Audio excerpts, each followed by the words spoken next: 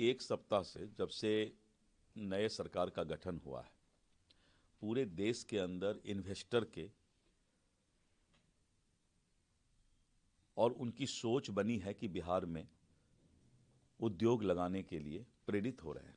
सबको लग रहा है कि एक स्टेबल गवर्नमेंट आई है और स्टेबल गवर्नमेंट में उसे सुरक्षा भी मिलेगा और उद्योग भी लगाने में सुविधा मिलेगा। और यही कारण है कि लगातार बड़े बड़े उद्योगपति बिहार में उद्योग लगाने के लिए प्रयासरत हो रहे हैं। मैंने जब कल विभाग का समीक्षा किया तो जो सिंगल विंडो सिस्टम है, सिंगल विंडो सिस्टम में टाइम फ्रेमिंग नहीं है कि कितने दिन में कोई भी इन्वेस्टर जब आवेदन करता है तो उसका हल निकाल लेना है।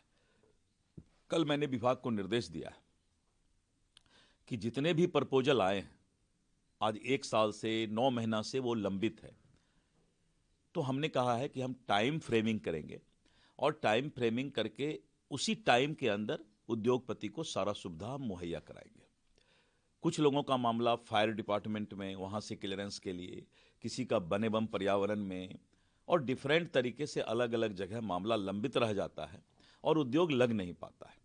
लेकिन 6-7 दिन से जो माहौल बना है, नई सरकार का जो नया सोच है बिहार में उद्योग का जाल बिछाना, और मुझे पूरा विश्वास है कि मैं इस काम में सफल होऊंगा और ज़्यादा से ज़्यादा उद्योग बिहार में लग पाएगा। सर, एक रोजगार को लेकर भी लगातार सरकार सजग है, लोगों को किस तरीके से रोजगार दी जाए, नौकरियां। तो जब उद्योग के क्षेत्र में इतने ज़्यादा काम होंगे तो रोजगार के भी सृजन काफ़ी तेजी से होगा। निश्चित रूप से जब उद्योग लगेगा तो रोजगार भी आएगा। अभी डिफेंस कॉरिडोर बनना है, तो डिफेंस कॉरिडोर बनेगा तो निश्चित रूप से हजारों आदमी को रोजगार मिलेगा। सेमीकंडक्टर का जो प्लांट लगना है पूरे देश के अंदर, ये पहला राज्य होगा जहां पर कि पानी की बहुत प्रचुर मात्रा है और सेमीकंडक्टर चिप्स के जो इंडस्ट्री हैं उसको पानी प्रचुर मात्रा में चाहिए, तो उसका भी फायदा हमें मिल रहा है। टेक्सटाइल पार्क में हम जो है बहुत बड़ा अभी काम करने जा रहे हैं। अगले महीने 1-2 महीने के अंदर हम नवानगर वाला जो ये है कोको कोला, उसका फैक्ट्री का उद्घाटन करने जा रहे हैं। तो इस तरह करके एक नया बिहार आप देखेंगे उद्योग के मामले में, और कैसे इतिहास रचा जाता है वो मैं दिखाऊंगा। सर, कल विधानसभा के स्पीकर चुन लिए गए प्रेम कुमार। एक तरफ जहां विपक्ष समर्थन भी दिया, वहीं दूसरी तरफ विपक्ष का ये भी कहना था कि अब ये हाल हो जाएगा, महाराष्ट्र वाला हाल बिहार में भी होने जा रहा है। नहीं, विपक्ष का काम है कुछ ना कुछ कहना, तभी तो विपक्ष है। अगर मान लीजिए सब बात हमारे अनुसार ही कहेगा तब विपक्ष कैसे होगा। नीतीश कुमार जी के नेतृत्व में एनडीए चट्टानी एकता के साथ सरकार बनाई है और आगे भी जो है इस सरकार ने को बिहार की सेवा एनडीए और नीतीश कुमार जी के नेतृत्व में करना है। पार्लियामेंट सेशन चल रहा है। पार्लियामेंट सेशन में लोकसभा में वंदे मातरम और चुनावी सुधारों पर चर्चा की बात की जा रही है। ऐसा है कि इस देश में और इस देश की जनता कभी भी ऐसे लोगों को पसंद नहीं करती है जो हमारे संविधान और लोकतंत्र का को कमजोर करने का काम करते हैं। वंदे मातरम, राष्ट्रगान, कश्मीर में एक निशान एक विधान, ये हमारी परंपरा है और इस परंपरा को हम जो है कभी भी छोड़ नहीं सकते हैं। यही संस्कार तो भारत का सबसे बड़ा चीज है। लेकिन विपक्ष तुष्टीकरण की राजनीति करना, उसके अलावा उसके पास कोई काम नहीं है। सपा सांसद है रामगोपाल यादव ने कहा है कि एसआईआर की कोई जरूरत नहीं है। 2014 से पहले कभी एसआईआर हुआ था? ये लोग हमको लगता है कि दिमाग ये लोग का पता नहीं ठीक है कि नहीं। मतदाता सूची का शुद्धिकरण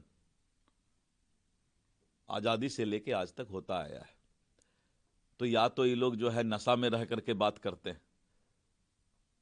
जो जिसकी मृत्यु हो गई उसका नाम नहीं हटना चाहिए क्या? जिसका 2 जगह मतदाता सूची में नाम है उसका नाम नहीं हटना चाहिए क्या? जो ट्रेसलेस है, जहां एड्रेस दिया है 10 साल से वहां रहता ही नहीं है, उसका नाम नहीं हटना चाहिए क्या? जो विदेशी घुसपैठ है, इस देश का हिस्सा खा रहा है, क्या उसको नहीं निकाला जाना चाहिए क्या? पता नहीं ये लोग नशा में बात करते हैं। पश्चिम बंगाल की सीएम ममता बनर्जी ने कहा है एसआईआर के डर से कई लोगों ने आत्महत्या कर ली है और कुछ बीएलओ तो अभी भी जान ले। ममता बनर्जी जी आत्महत्या की बात आज करते हैं। देश विरोधी ताकत, विदेशी नागरिक, क्या उसको आप शेल्टर देना चाहते हैं? क्यों लाया था विदेशी नागरिक को यहां पर? किसने कहा था ममता बनर्जी को कि घुसपैठ कराए?